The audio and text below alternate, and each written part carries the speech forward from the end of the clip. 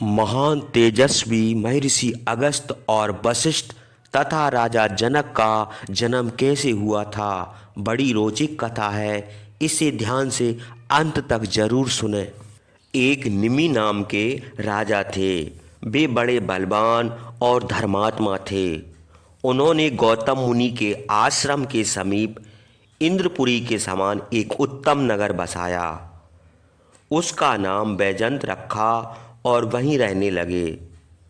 फिर उन्होंने सोचा कि इस नगर में एक बहुत बड़ा यज्ञ करें जिससे पिता को प्रसन्नता हो।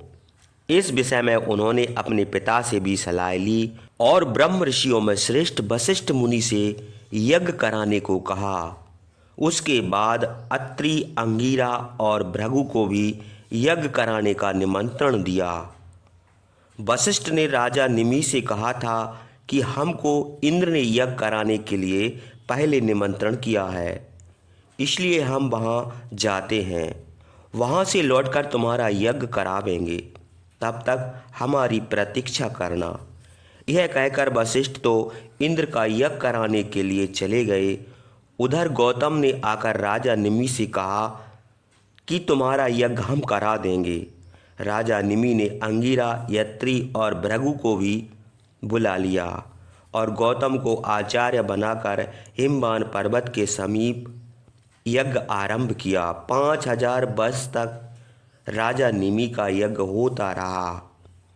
उधर वशिष्ठ जब इंद्र का यज्ञ करा चुके तो राजा निमि के यज्ञ कराने के लिए आए। जब उन्होंने देखा कि गौतम उनका यज्ञ करा रहे हैं तो उनको बड़ा क्रोध आया।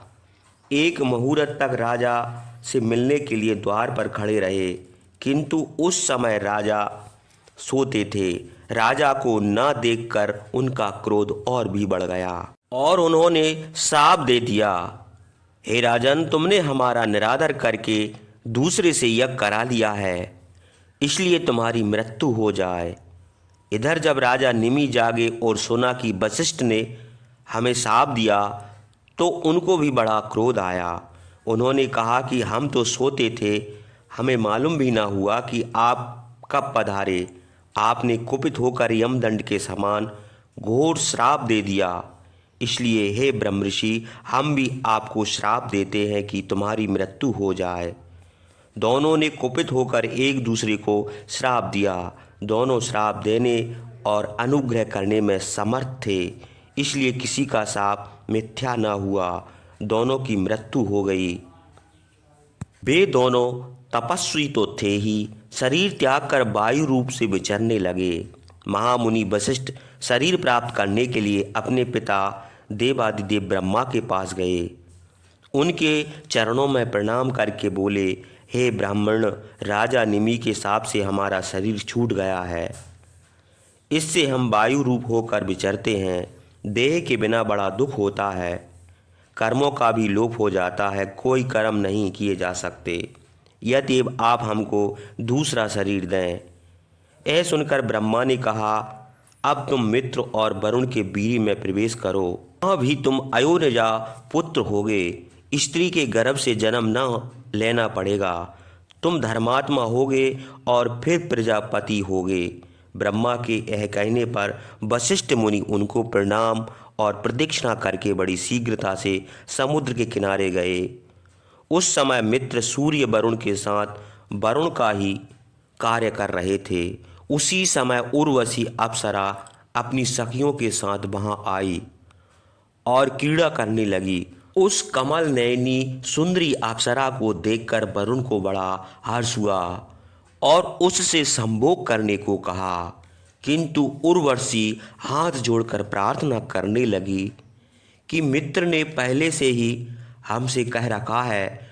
वरुण काम से पीड़ित होकर बोले, हे सुंदरी, तो अब हम देवता के बनाए हुए इस कुंभ में वीर्य छोड़ते हैं, क्योंकि तुमको देखने के कारण हमारा वीर्य स्वखलित हो रहा है। तुम हमारे साथ संभोग करना नहीं चाहती हो तो हम वीर्य को त्याग कर अपनी काम पीड़ा शांत करेंगे। लोकपाल वरुण की यह बात सुनकर उर्वशी प्रसन्नता से बोली, ऐसा ही कीजिए, हमारे हृदय पर आप ही का अधिकार है। केवल शरीर ही मित्र के अधीन है, क्योंकि वे पहले ही कह चुके हैं। उर्वशी के यह कहने पर वरुण ने जलती हुई आग के समान अपना वीर्य कुंभ में त्याग दिया। उसके बाद उर्वशी मित्र के पास गई। उसे देखते ही मित्र को बड़ा क्रोध आया। वे डांट कर बोले, रे दुष्ट, हमने तुझसे पहले कहा था, किंतु तू हमारी उपेक्षा करके दूसरे के पास क्यों चली गई? इस दुष्कर्म के कारण तुझे हमारे क्रोध का यह फल भोगना पड़ेगा कि तू कुछ दिनों तक मनुष्य लोक में रहेगी। बुद्ध के पुत्र काशीराज पुरुरवा के पास जा, वही तेरे पति होंगे। शाप के कारण उर्वशी प्रतिष्ठानपुर में बुद्ध के पुत्र पुरुरवा के पास गई। उर्वशी के गर्भ से पुरुरवा के पुत्र महाबली आयु का जन्म हुआ। इंद्र के समान तेजस्वी राजऋषि नहुस उन्हीं वायु के पुत्र थे। वृत्तासुर को मारने पर इंद्र को जब ब्रह्म हत्या लगी थी, तब राजा नहुस ने कई हजार वर्षों तक देवलोक का राज किया था। इस प्रकार मित्र के श्राप से रोती हुई उर्वशी मृत्यु लोक आई और बहुत वर्षों बाद शाप का समय बीतने पर देवलोक को गई। जिस कुंभ में वरुण ने अपना वीर्य त्याग दिया था, मित्र ने भी उर्वशी को श्राप देकर उसी कुंभ में अपना वीर्य छोड़ दिया। उस कुंभ से दो ऋषि उत्पन्न हुए। पहले अगस्त का जन्म हुआ। अगस्त ने मित्र से कहा कि हम केवल तुम्हारे पुत्र नहीं हैं, किंतु वरुण के भी पुत्र हैं। यह कहकर वहां से चले गए। जिस कुंभ में मित्र ने उर्वशी को देखकर वीर्य त्याग दिया था, उसी में उर्वशी के कारण वरुण पहले ही अपना वीर्य त्याग चुके थे। कुछ समय के बाद मित्र और वरुण के वीर्य से उसी कुंभ से वशिष्ठ का जन्म हुआ। वही वशिष्ठ इक्ष्वाकु वंश के पुरोहित हुए।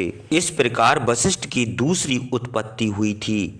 अब राजा निमि के विषय में सुनो। राजा निमि के शरीर त्याग करने पर भी ऋषियों ने यज्ञ बंद नहीं किया। राजा की देह को गंधमाला और वस्त्रों से आच्छादित करके उसकी रक्षा की। जब यज्ञ समाप्त हुआ तो महर्षि भृगु ने कहा, राजन, हम आपसे बहुत संतुष्ट हुए, हम आपको चैतन्य करेंगे। यह सुनकर भृगु राजा को जीवित करने लगे। तब देवताओं ने प्रसन्न होकर राजा से पूछा, राजन, बताओ तुम्हारा जीव कहाँ स्थापित किया जाए। तब राजा निमि की आत्मा ने कहा, हम सब प्राणियों के नेत्रों पर निवास करें। देवताओं ने कहा, अच्छा, तुम वायु रूप होकर सब प्राणियों के नेत्रों पर विचरो। हे राजन, तुम्हारे निवास के कारण सब प्राणी विश्राम के लिए बार बार नेत्रों के पलक मारते रहेंगे। यह कहकर देवता अपने अपने लोक को चले गए। इधर ऋषियों ने राजा निमि की देह को पुत्र उत्पन्न होने के लिए मंत्र पढ़कर आरणी से मथा। मथने के कारण वह बह निकला था, इसलिए उसका नाम मिथि और उसका जन्म हुआ, इसलिए उसका नाम जनक रखा गया। अचेतन शरीर से उसकी उत्पत्ति हुई, इसलिए उसका विदेह भी नाम पड़ा। विदेह राज जनक मिथि नाम से महातेजस्वी राजा हुए। उन्हीं के नाम से उस वंश के राजा मैथिल कहलाते हैं। हे सौम्य, परस्पर शाप के कारण राजा निमि और वशिष्ठ की यह गति हुई और उनके शरीर धारण करने की यह कथा हमने कही।